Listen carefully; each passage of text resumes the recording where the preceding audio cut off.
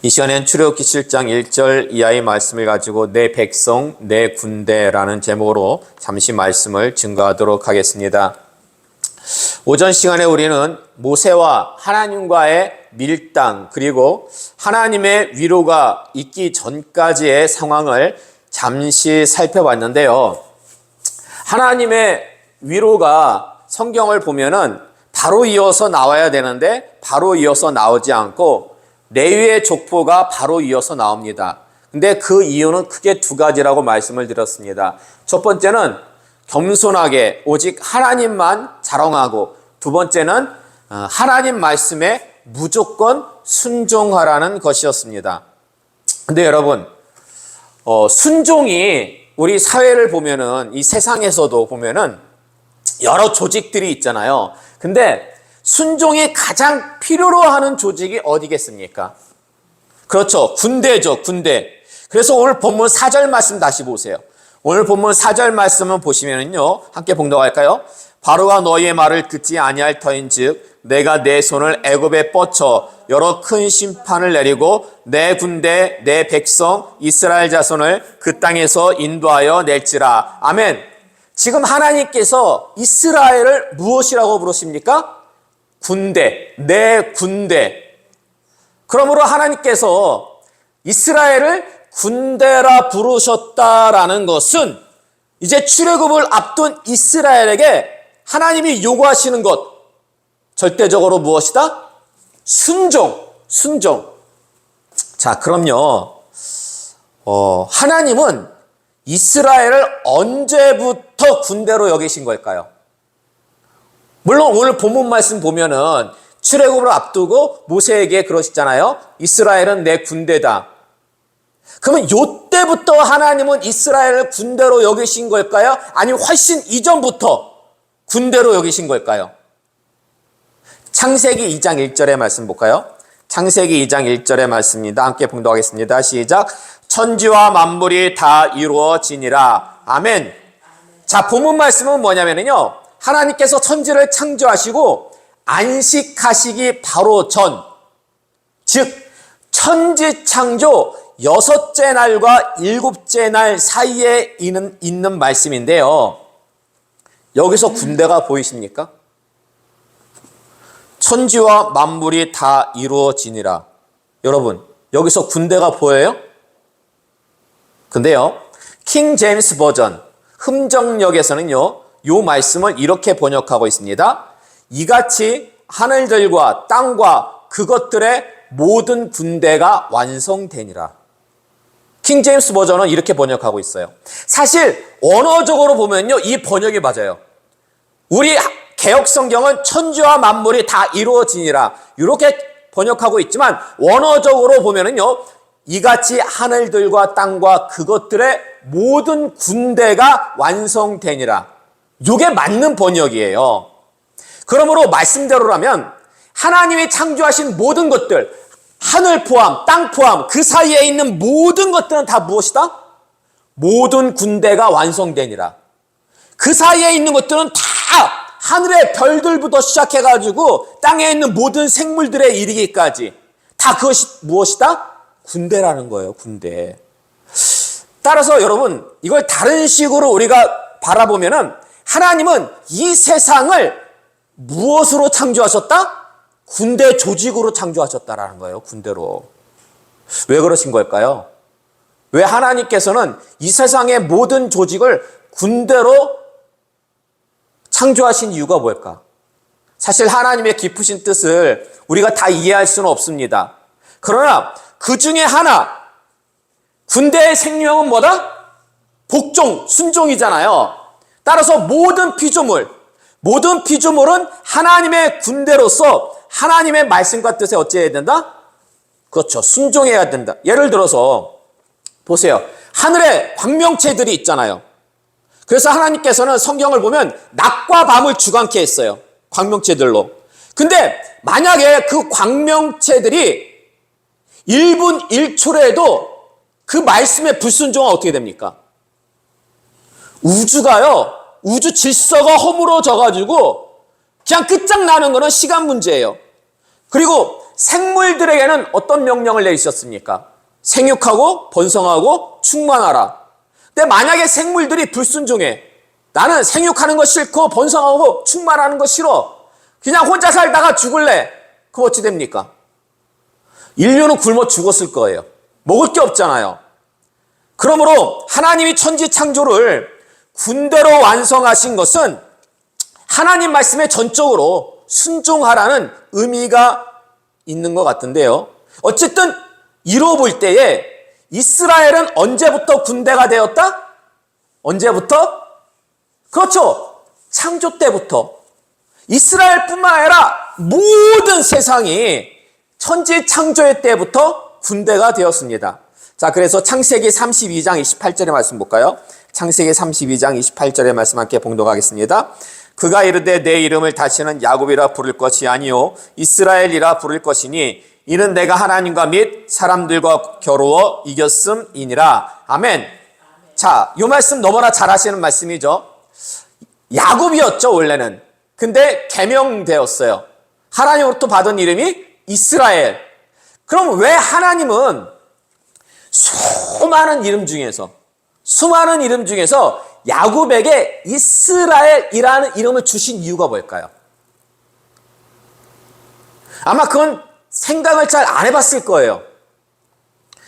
이스라엘을 주시기까지 이스라엘의 어떤 이름의 뜻, 그리고 이전과 이후의 어떤 삶의 태도, 모습, 여기에만 관심이 있지 왜 하나님께서 야곱에게 이스라엘이라는 이름을 주셨을까? 여기에 대해서는 별로 관심들이 별로 없어요. 근데 이게 나름 의미가 굉장히 있습니다. 사실 제가 볼 때 이스라엘이라는 이름 있죠? 이게요, 군대와 너무나도 잘 어울리는 이름입니다. 무슨 말씀이냐면 이스라엘은요, 크게 두 가지 뜻이 있습니다. 이스라엘은. 첫 번째는 뭐냐면은 성경에 나온 대로 하나님과 및 사람들과 겨루어 이겼다.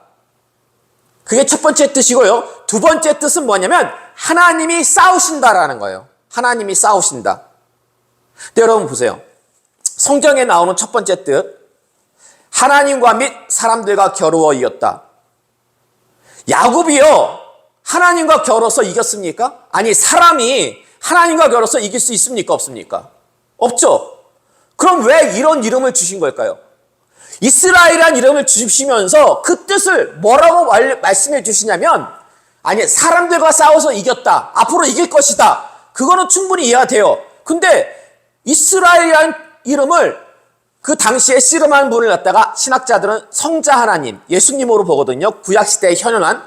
그러니까 성자 하나님이 그 이름을 야곱에게 주시면서 야, 이 뜻이 뭐냐면 사람들과 겨루어 이겼다 뿐만 아니라 하나님과 겨루어 이겼다는 뜻이야. 다른 사람도 아니고 하나님이 그렇게 이름을 뜻을 갖다가 지어주신 거예요.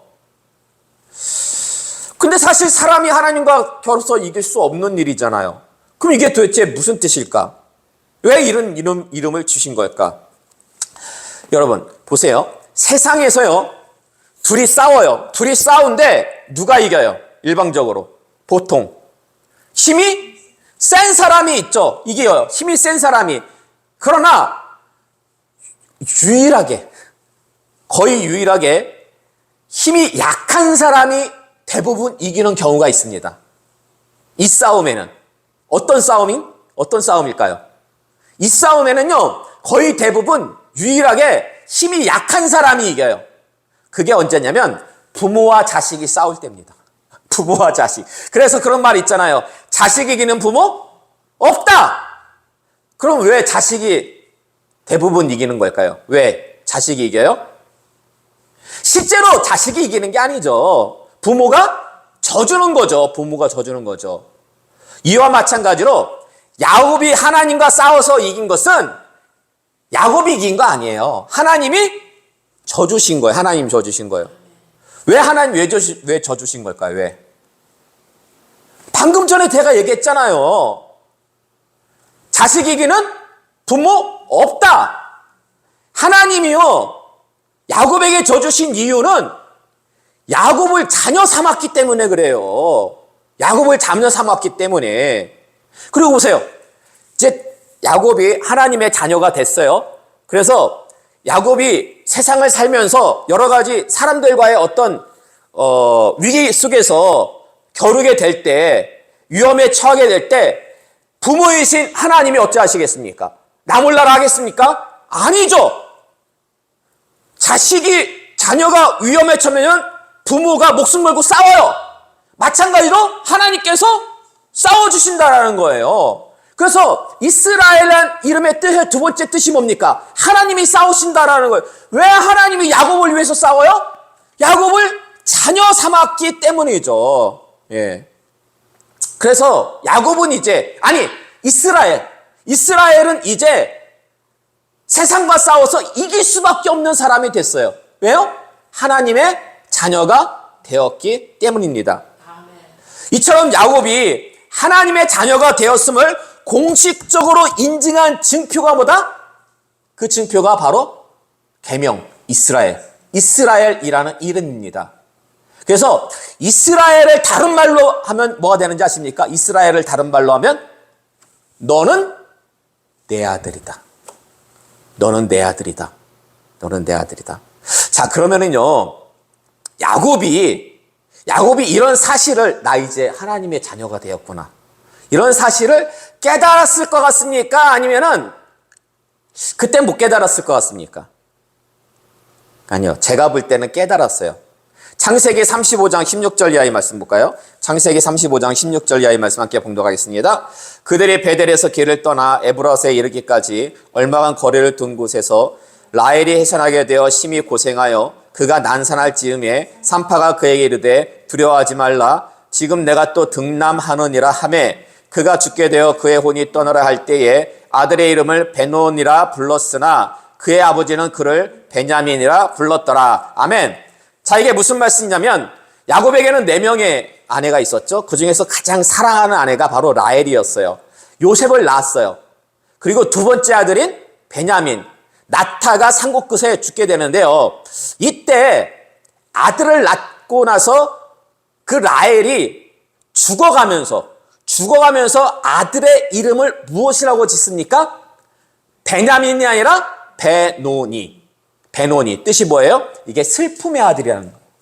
자기가 원하던 요셉 외에 또 한 명의 아들을 드디어 낳았는데 제대로 젖 한 번 못 먹이고 죽는 거예요. 그러니까 정말 슬픔에, 그리고 그 아들은 태어나자마자 친모가 없잖아요. 그러니까 정말 기구한 어떻게 보면은 인생이죠. 그 슬픔의 아들.